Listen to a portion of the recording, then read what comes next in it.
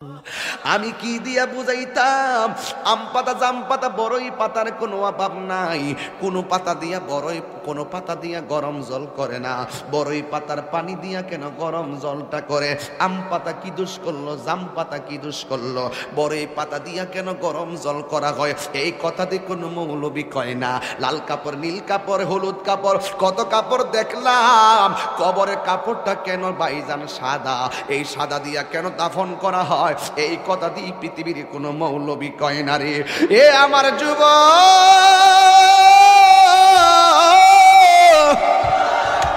কি দিয়া বুঝাবো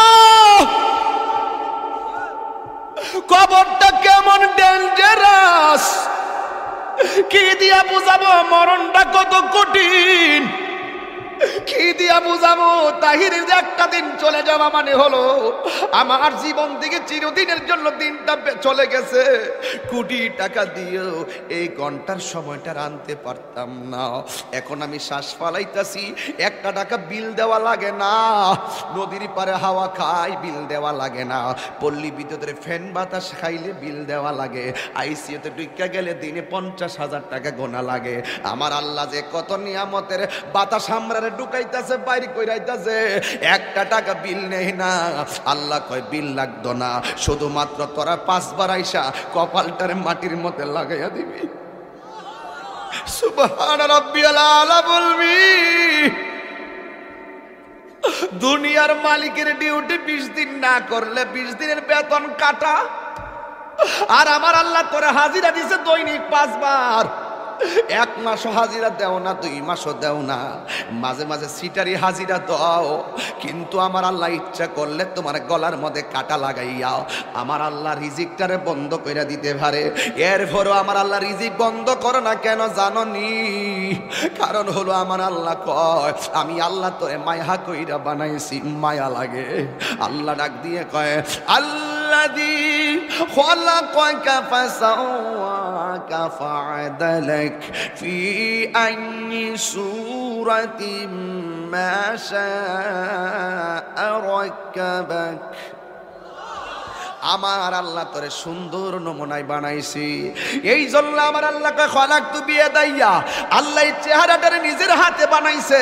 আল্লাহ বলে মিনহা খলাকনাকুম, আমি এই মাটি থেকে তোরে বানাইছি, মানে আদমরে বানাইছে। আদম হলো ডাইরেক্ট মাটি দিয়া তৈয়ার, আমরা কইলাম মা বাবার নুতফা দিয়া তৈয়ার। বন্ধুরে আমার এই চেহারাটা ডাইরেক্ট আমার আল্লাহ নিজের হাতে বানাইছে। এই জন্যই তো মানুষের চেহারা দিয়া কাউরে আল্লাহ দুজুকি দিবে না। এই জায়গার মধ্যে পশু পাখির চেহারা লাগাইয়া দোজকে দিবে, কারণ এই চেহারাটা হলো আল্লাহর কুদরতি রহস্য। কথা বলেন ঠিক কিনা? মানুষ হলো আল্লাহর রহস্য। ও যুবক, এই মানুষই আল্লাহ দুনিয়ার দিকে নিব। কত বাহানা কইরা নেয়। ইমানদারের রূহটা যেই মাত্র নিয়ে যাবে, আল্লাহ একটা ফেরেশতারে ডাক দিয়ে বলবে, ফেরেশতা জান্নাত থেকে একটা সাদা কাপড় ল। একটা সাদা কাপড় লইব, সাদা কাপড় লইয়া বলবে ইমানদারের কাছে যাও। রুহুটা আজরাইলে বের করার সাথে সাথে ওই রুহুটারে তুমি কাফন দিয়া বাইন্ডিং কইরা ফালাইবা। ও যুবক, এমন ভাবে রুহুটারে বাইন্ডিং করব, এমন ভাবে বাইন্ডিং কইরা আসমান দিকে উড়াইয়া লইয়া যাইব, দেখতেই তো বড় ভয় লাগে। এমন ভাবে বুঝি তাহিরিরে বাইন্ডিং করব, এমন ভাবে বুঝি আপনারে বাইন্ডিং করব, দেখলই তো কেমন জানে লাগে,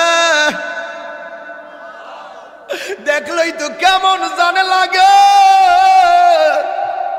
এইভাবে বুঝি আমার বাইন্ডিং করব। আল্লাহ বলে আজরাইল, ও আজরাইল রুহুটা লো। আবার কো জান্নাতের ফেরেশতা, আমার ইমানদারের রুহুটারে জান্নাতের সাদা কাপড় দিয়া বাইন্ডিং কইরা ফালাইবি। এবার ফেরেশতা এসে বাইন্ডিং করে কইরা আসমানের দিকে একটা উড়াল মারে। এবার আসমানে যায়। প্রথম আকাশের ফেরেশতা কই, ও ফেরেশতা, যাওয়ার সময় দেখছি তোমার কোনো গ্রাণ নাই, কিন্তু এখন কোথায় থেকে খুশবু আসতেছে? কই এটা হইলো কথার কথা বলতেছে আর কি। যদি বাড়ি উড়ার ইমানদার হয় এমনে বলবে, এটা হইলো বাড়ি উড়ার ইমানদারের রুহু লইয়া যাইতেছি। সাথে সাথে প্রথম আকাশের ফেরেশতা এই রুহুটারে সালাম দিব, এবার দ্বিতীয় আসমানে গেলে সালাম দিব, তৃতীয় আকাশে গেলেও সালাম দিব, চতুর্থ আকাশে গেলেও সালাম দিব, পঞ্চম আকাশে গেলেও সালাম দিব, ষষ্ঠ আকাশে গেলেও সালাম দিব, সপ্তম আকাশে গেলেও সালাম দিব রে বাবা।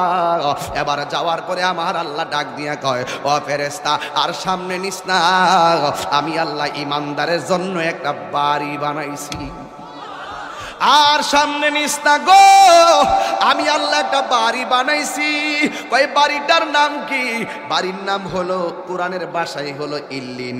এই রুহুটারে ইল্লিনে রাইখা দে, আর এই দিক দিয়া বাড়ি উড়ার এই আমার বাবার বডিটারে বাইন্ডিং করবার লাইগা বাড়ি উড়ার দোকান থেকে সাদা কাপড় আইনা বডিটারে বাইন্ডিং করলো। মানুষ আইব রে এক নজর দকিতে, মানুষ আইব রে। বিষয়টা দিছেন খুব কঠিন। মানুষ আইব রে এক নজর দেখিতে, মানুষ আইব রে। দেহ কাচার অচিন পাখি, দেহ কাচার ও চিন পাখি, উইরা যেদিন যাইব রে এক নজর দেখিতে, মানুষ আইব রে। এইভাবে আপনার বডিটারে দেখবার লাগে কত মানুষ আইব। আয়া দৌড়ায় দৌড়ে আবার যাইব গা, কয় বাজার আছে, আমার কাজ আছে, কয়া কয়া দৌড়ায় দৌড়ে যাইব গা। কিসের তোর বন্ধু? ফেসবুকের বন্ধু। এই বন্ধু তোরে দেখার জন্য একটা মিনিটের জন্য আইব, আয়া কোন রকমের দেখকে আবার বন্ধু তোরে ফালাইয়া যাইব গা। কিসের তোমার বন্ধু? তাই কয়েকটা মিনিটের জন্য জানাজার ময়দানে যাইব, ভালো করে মাটিও দিবে না, কয়েক ক্রিকেট খেলা আছে, এই কথা বইলা বন্ধু চলে যাবে। তার মানে বোঝা গেল এই দুনিয়ার বন্ধু তোমার কবরের আপন না, যিনি কবরের আপন হবে তিনি আছে শাহে মদিনা। কথা বলেন ঠিক কিনা?